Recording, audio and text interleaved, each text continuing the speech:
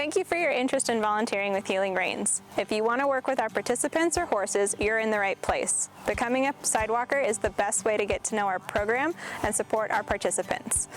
There's no horse experience necessary. We will teach you everything you need to know to be successful here as a volunteer. Check out this video to learn more about sidewalking.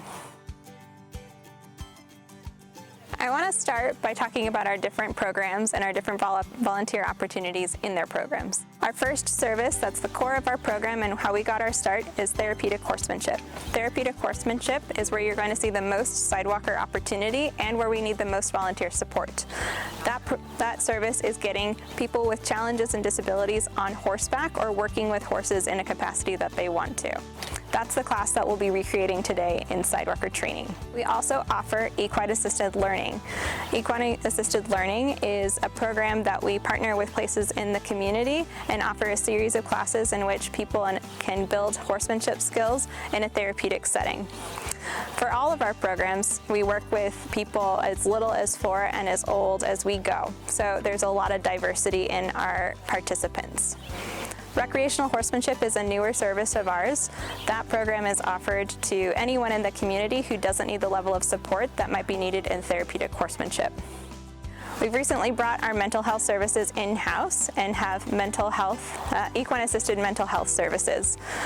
That program doesn't have a lot of volunteer support, but if you ever see a group of 3 people wandering around the property with a horse, it's probably a mental health service, and we ask that you respect their distance and give them auditory privacy.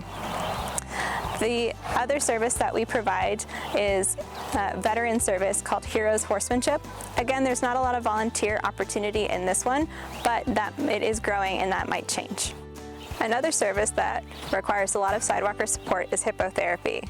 Hippotherapy is physical therapy and occupational therapy on horseback. It's a lot of fun, and you work with a physical therapist, one of our PATH certified instructors, in a session that's active and includes a lot of games. So when you come into the tack room, the first thing you're going to do is check Wrangler. Wrangler is our scheduling program. That's where you're going to sign up, and I'll teach you how to do that when you come in for your first lesson. This computer is always logged in to the tack room Wrangler for you to check your schedule. So you're making sure that you know where you're going, who you're working with, and that nothing has changed. So you're going to check the computer. So at the top, you'll find all of the information is labeled with staff, health professional, instructor, the volunteers that you will be working with, ramp and block, which is where you get on your horse, horse and tack, and then your participant. The tack is participant and horse specific and is fitted to each horse, but some participants need special tack, so that's noted under their name. You can see that under each participant. So for example, Paul here has a Western saddle and a side pole. If it doesn't specify Western saddle, it just means an English saddle. We're primarily English barn, and most of our saddles are English, and each horse has their own assigned English saddle with their name on it. If it says Western saddle, it'll have a number, and you select that saddle from the rack behind me. So as a Sidewalker, you can absolutely support your team by pulling tack from the tack room. One of the things that we use quite a bit is called a side pull, and not many people know about it, so let me show you the difference. So this is a side pull and this is a bridle. Most people are familiar with a bridle, which is this piece of horse equipment that goes on their head and has a bit. The bit goes into the horse's mouth and the reins are attached to the bit, and the horse gets direction from pressure put on its mouth to stop and turn. A side pull, reins are attached at this end, and when you tug on the reins, pressure actually goes up here to the pole behind the horse's ears, which is a lot more gentle on our horses, and this doesn't have the metal bit. So when you're helping your leader to pull tack from the tack room and bring it out for your horse, you want to make sure you grab the side pull instead of the bridle if that's listed. Some of our advanced riders do use the bridle, and that will be listed under their name. The first aid kit is located in the tack room, and the AED is located just inside the door of the tack room in the first drawer. The hippotherapy tack is located in the first stall behind me. We have various pads, surcingles and girths, and reins. Let's talk about safety in the grooming bay. When your participant is in the grooming bay with your horse, the first thing that you want to know is that we never walk behind the horse in the grooming bay. Please be an example and don't walk behind the horse if you need to change sides. If you need to change sides, walk outside of the grooming stall and around to the other side in order to gain access to this one. It's really easy sometimes to walk behind the horse, especially if they're this far forward, so just make sure that you don't have your participant end up in between a wall and a horse's bottom. Not a good place to be. Some of our participants are really little and they think the path of least resistance to change sides is directly under the horse.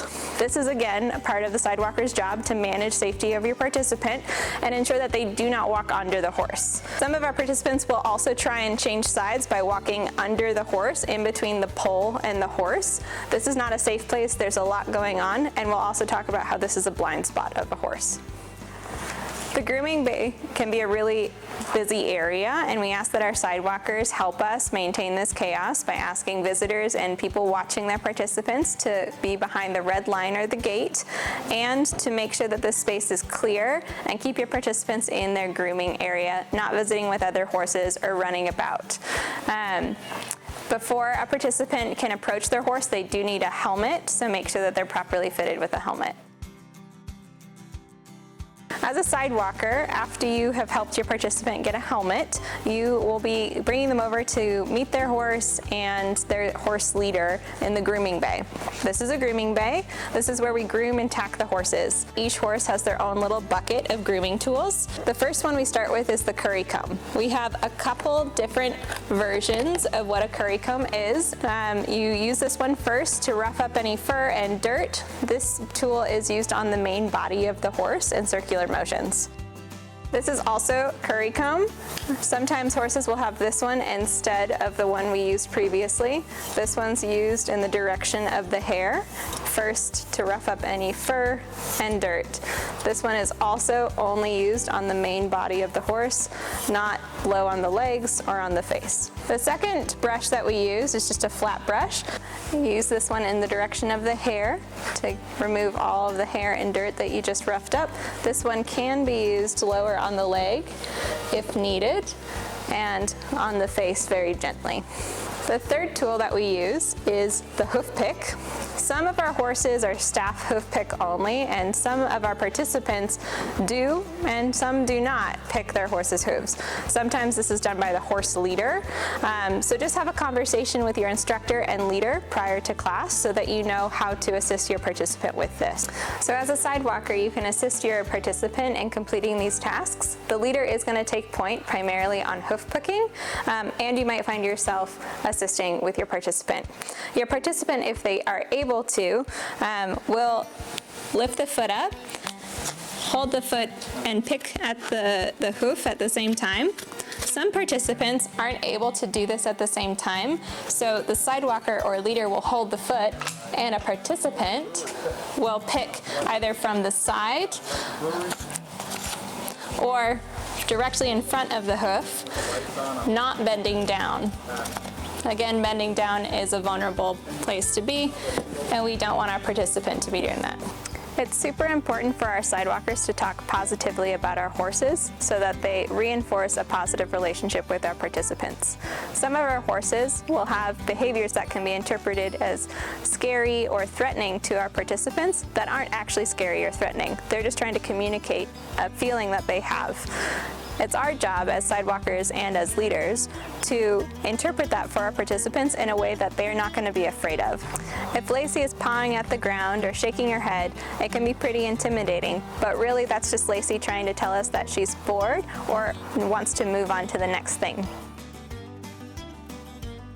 So we're going to talk a little bit about horse body language, which is an important thing to know about as a sidewalker so we can read what the horse is experiencing and talk about that with our participant. We're going to start with the head and work our way back. You can tell a lot about what a horse is thinking and feeling based on their ears.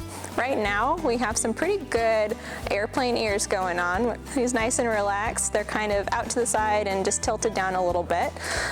He's also licking and chewing, which is a sign that he's relaxed and releasing energy, which is a really good sign. He's sinking into the moment and feeling calm. A horse's ears, going back to the ears, if they're pointing forward and his head is high, that means that he's paying attention to something out in front of him and feeling alert. That's not necessarily a dangerous situation, but it can mean that they're not paying attention to what's going on around them, and we just need to be mindful about where we're at. If he's experiencing something that's either upsetting, frustrating, or painful, he might have his ears pinned, which is when his ears are flush with his neck here, and it's different than ears back. Ears back is just listening. Ears pinned, something's wrong. So if your participant just poked Cecil in the eye, it might be ears pinned because he thought he didn't appreciate that very much. But his ears being back, he might just be paying attention to what's going on behind him or listening to his rider when they're on riding.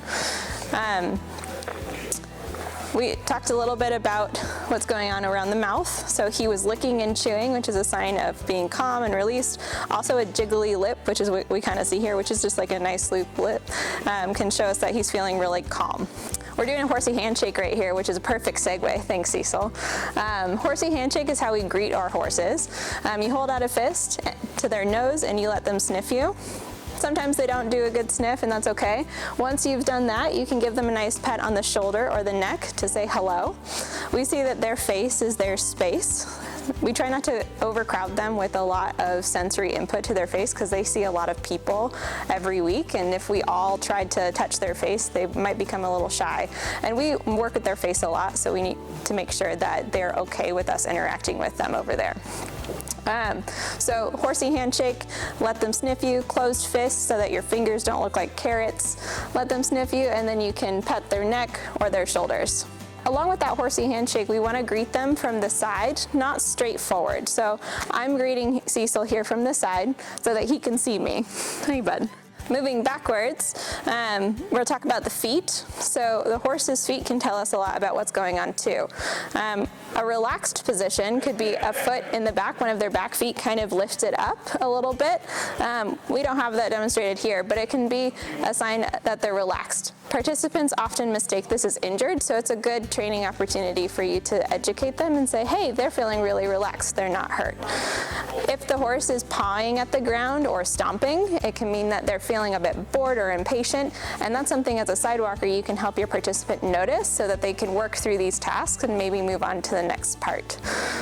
Moving back to the horse's tail. The horse's tail, if it's swishing, it can mean one of two things. One, that there are flies around, or two, that they're feeling bored or want to move on, kind of a little anxious. And so that again is something that we as sidewalkers can help interpret for the participant and move on to the next thing. We're going to go over some basic horse safety. When approaching a horse, you want to keep in mind blind spots, and you want to keep your participant aware of where those are too, and as a sidewalker help them to not enter those blind spots, or at least warn the horse that you're there. So the first blind spot we're going to talk about is the blind spot that's directly in front of a horse.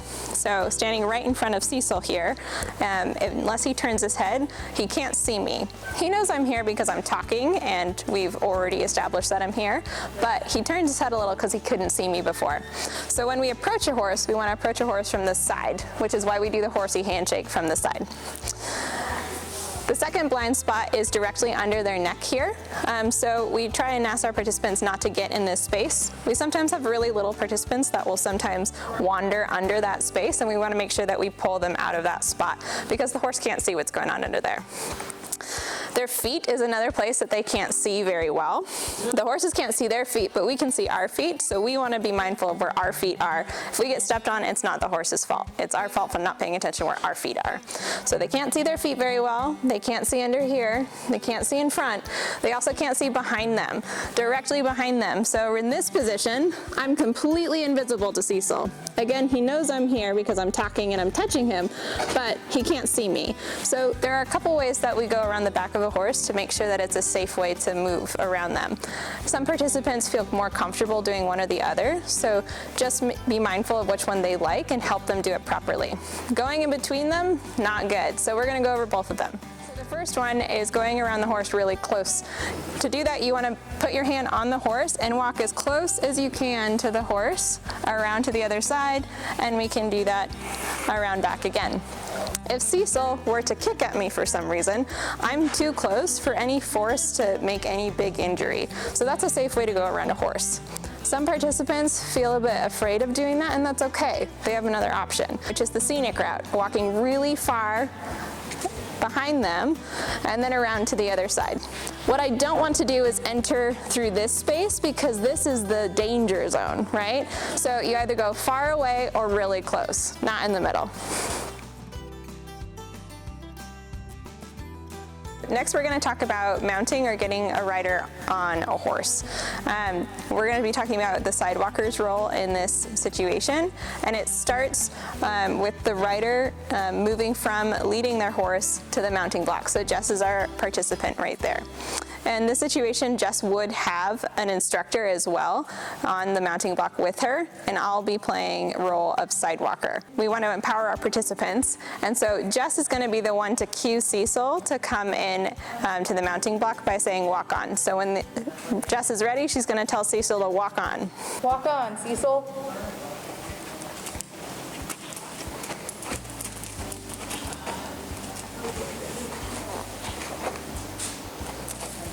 So in this situation, as a sidewalker, my job is to safely bring Jess's leg over Cecil without her dragging her foot over the back of him here. I'm going to navigate these cones, which can be kind of tricky, but when Jess, the instructor, and Brittany are all ready, we're going to have Jess get on, and I'm going to help this leg over and go directly into a thigh hold, which we're going to talk about in a moment here. One of the things that sidewalkers and participants like to try and do is put feet in stirrups. We do not do that until we leave the mounting block. So refrain from putting feet in stirrups until we leave. Jess, when you're ready, you can ask Cecil to walk on. Walk on, Cecil.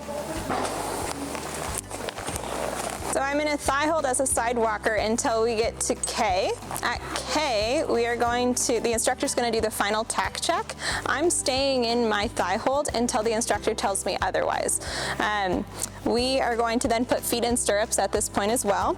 As a sidewalker, I can assist with that. My hand does have to stay on my participant, and with my other hand, I can help her foot into the stirrup. The rubber bands need to be on the outside of the stirrup.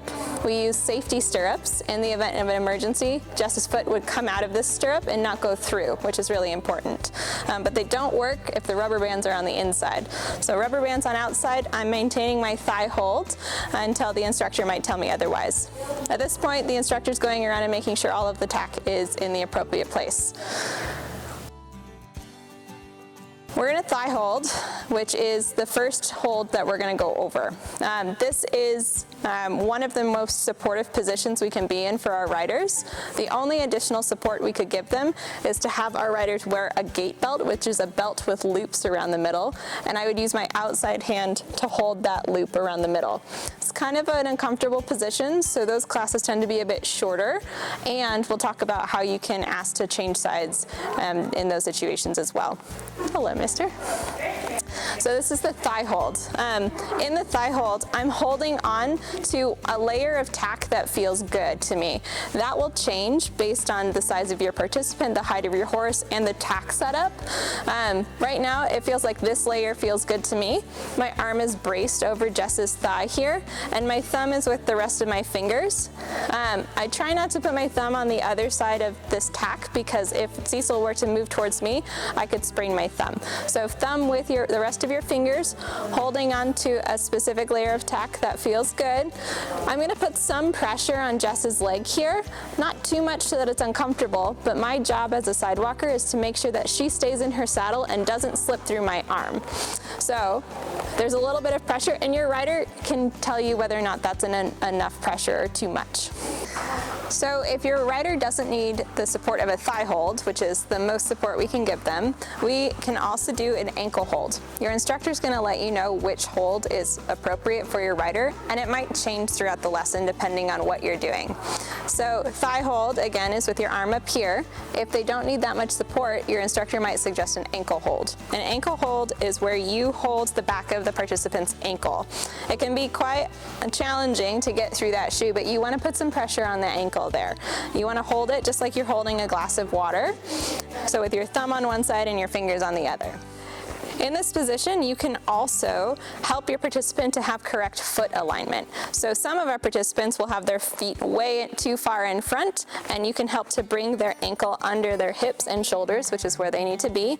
And some of our participants have their feet way too far back, and we can also help with that by having the foot in the correct location. That's one of the advantages of this ankle hold.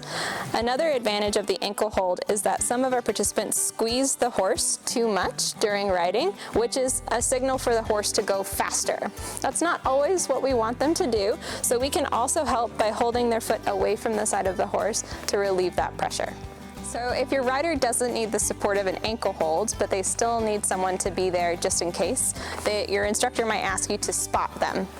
What they mean by spotting is that you're going to be close enough to go into a thigh or an ankle hold at any point, but you're going to just be hands-free for a moment. It's really easy to get in the wrong spot as a spotter. So it's really easy for me to come up here and have a conversation with Cecil or Brittany, or to fall behind and not be close enough to my rider in this case. And sometimes I can also be too far away this way as well. So as a spotter, you want to make sure that you're in the correct spot, right? You're in the place where you can put your hand in an ankle hold or in a thigh hold at the drop of a hat. A lot of times spotters are there to help with social skills or conversation, or to make sure that your participant is getting the information the instructor is asking them to do. So communication is key in any of these positions, but especially the spotting one. During training, you'll be able to practice both the thigh hold and the ankle hold at a walk and a trot.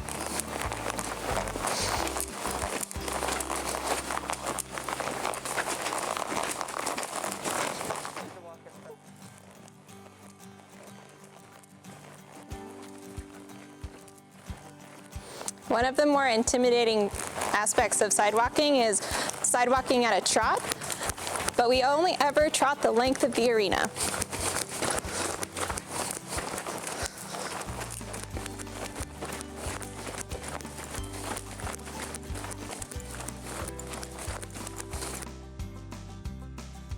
Some of our participants will need additional support to complete tasks that the instructor is asking them to do. For example, to ask the horse to stop or whoa, to turn, to make a circle, or to change directions. So this is a hand-over-hand assist with reins. So because we want to empower our participants, I don't want to do it for Jess, I want to help Jess complete it. So for example, if Brittany just asked Jess to whoa, and she didn't hear that, I might give her a verbal reminder first, and if she still hasn't done it, what I'll do is I'll put my hand over her hand and then pull her hand back to her pockets until Cecil has stopped. And then I'll release and carry on. I can do the same thing for turns or circles as well. So if we are turning and I need to complete that turn, we pull back until the turn is complete and then release, and then we can carry on. I don't want to do it for Jess, so I don't want to put my hand on the rein and pull the rein doing it myself. I do want to have some hand over hand contact so that I'm empowering her to complete the maneuver and she's getting that sensory input. All right, Jess, we are going to circle to the left around your yellow cone using your left rein. That's going to go back to your pocket. So as a sidewalker, I'm using my outside hand, maintaining my thigh hold with my inside arm. So I'm in kind of a twisted position here, but I make sure that I can maintain pressure on the inside while helping Jess complete the move with my outside hand.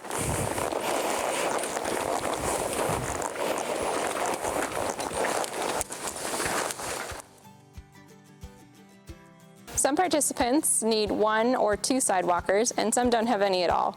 If you find yourself being the only sidewalker, you want to maintain your position on the inside of the arena. That's for a safety reason that we'll go over at the end. Being on the inside allows you to perform an emergency dismount. If you get tired, you can change sides, or if your horse changes directions, you need to maintain your spot on the inside of the arena.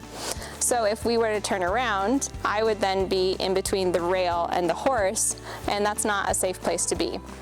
As a single sidewalker, if you find yourself in between the rail and the horse, you'll need to change sides so that you're on the inside of the arena. Your leader will stop and allow you to change sides.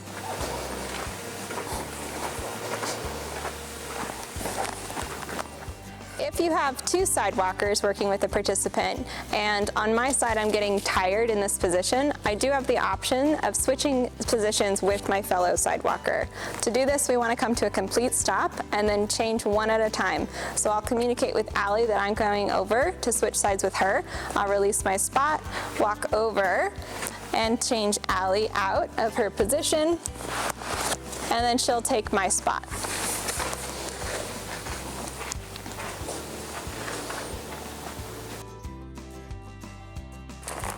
So when we're getting ready to dismount, there are two ways to do it. The first way is to have the horse be brought to the center of the arena.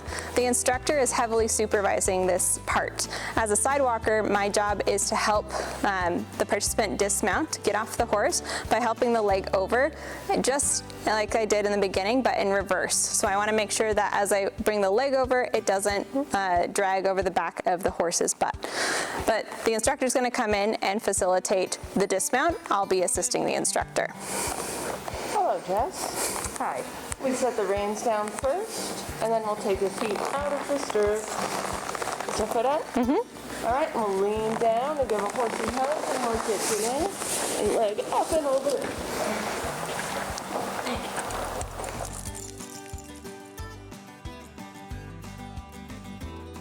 So in the event of a participant or a horse-related emergency, a sidewalker may be called upon to do an emergency dismount. That's getting a rider off a horse as soon as possible.